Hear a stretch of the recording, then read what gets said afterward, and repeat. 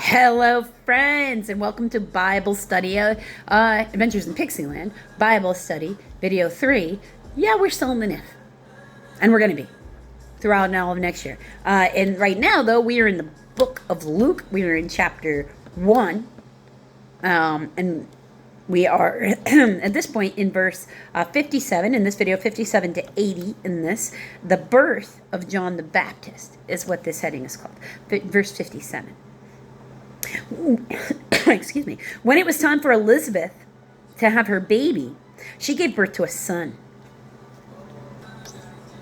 Her neighbors and relatives heard that the Lord had shown her great mercy, and they shared her joy. On the 8th day, they came to circumcise the child, but they were going to name him after his father Zechariah. But his mother spoke up. No, he is to be called John. They said to her, "There is no one among your relatives with that name."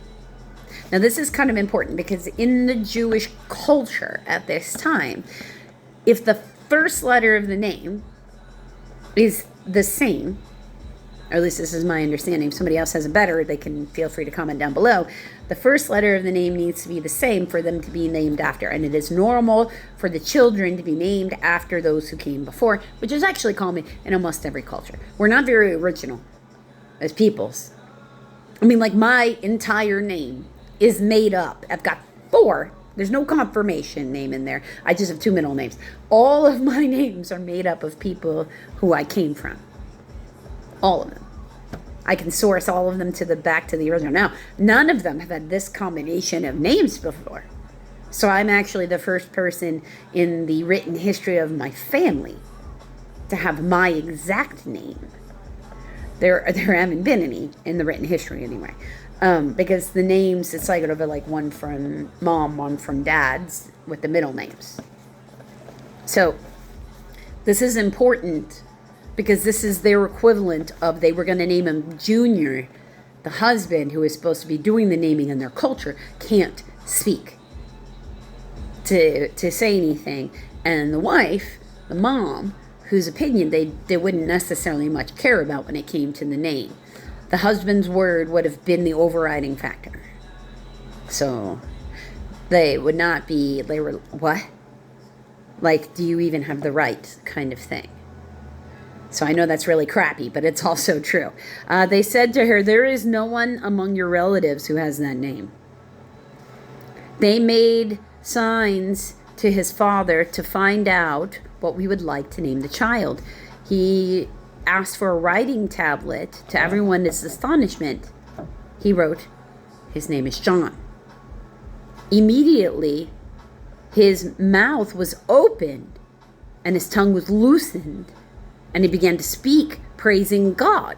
The neighbors were filled with awe. And throughout the hill country of Judea, people were talking about all these things. Everyone who heard this wondered about it, asking, "What then is this child going to be?" For the Lord's hand was with him. Zechariah's song. His father Zechariah was filled with the Holy Spirit and prophesied, "Praised be the Lord, the God of Israel, because he has come and redeemed his people. He has raised up his horn." Horn here is a symbol of strength. It's a ram's horn that they used to, when they're signaling, movement, signaling, like how we use it would have used it for the military back in the day. Hey, here's when we travel, here's what they wear certain horn blasts for different things, but in this case, strength. He has raised up a horn of salvation for us in the house of his servant David, as he had said through his holy prophets of long ago. Salvation from our enemies and from the hand of all who hates us, to show mercy on our fathers, and to remember his holy covenant, the oath he swore in our father Abraham, to rescue us from the hand of our enemies, and to enable us to serve him without fear, in holiness and righteousness before him in all our days. And you, my child, will be called a prophet of the Most High.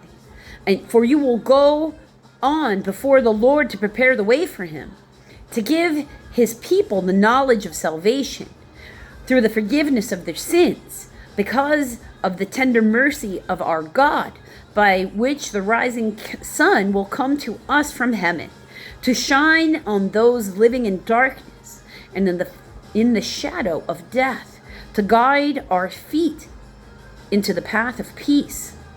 As the child grew and became strong in spirit, he lived in the desert until he appeared publicly to Israel. So they kept him in relative isolation to be raised until he was ready. And he did spend most of his time when an adult out there in the desert. So I guess that's why he felt very familiar with that.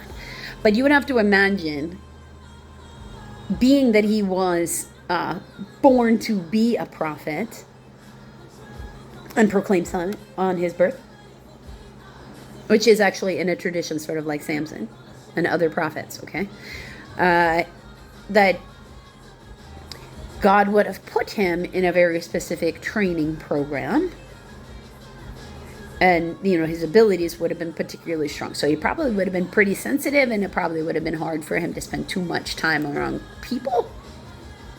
Because, the prophets, if you go through in the Old Testament and take a look, mostly they spend their time in isolation. And God is talking to them, and they're writing down visions, and they're having those, and then they found them later. Right? They were going out in public squares and proclaiming them, and other people really basically thought they were crazy. So, and it's normal for them to be in contention with the priests serving in temples, because most of the priests serving in temples weren't just serving the living God, the only real God. Most of them were serving demons and God. And he's like, you cannot do that. That's called lip service. You can only serve him if you're going to serve him. You bend the knee to no one else, certainly no living person. So, you have to think of it as like, think of how, the opinion you'd have of someone today if, all their church sermons were only about money and giving them money or any of that. So it's like the same kind of attitude.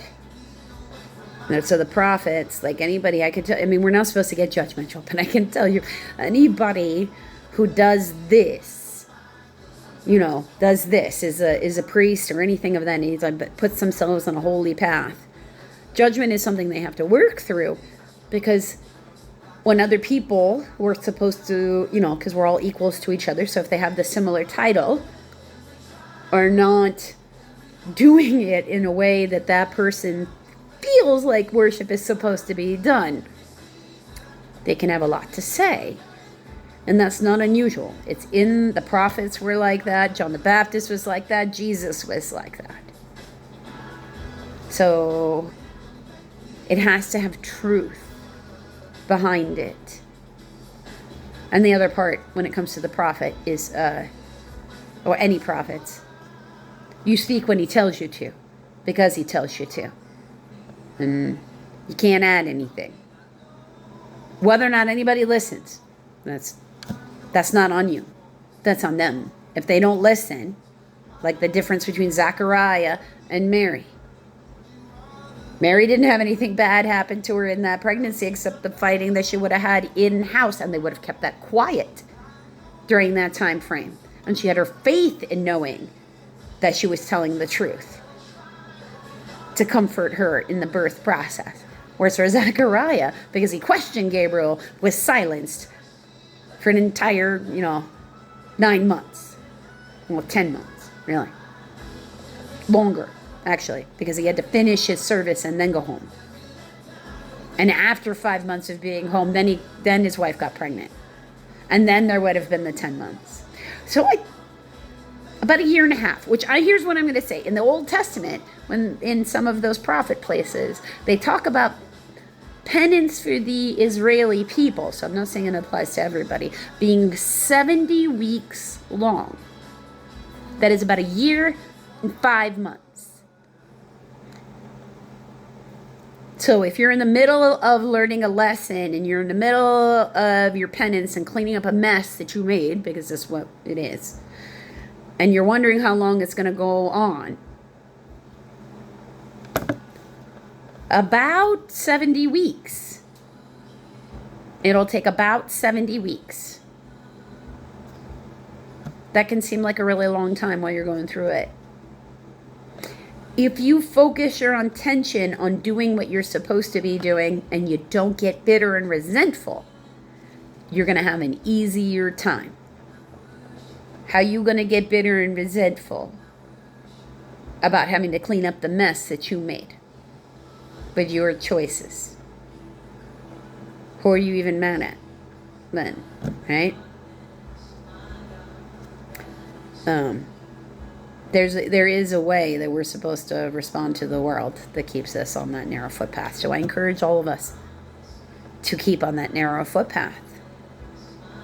And remember that when somebody is coming to you or helping you or anything, don't get obnoxious with them. Loud, proud, and wrong is a bad look for anybody, no matter what century it is.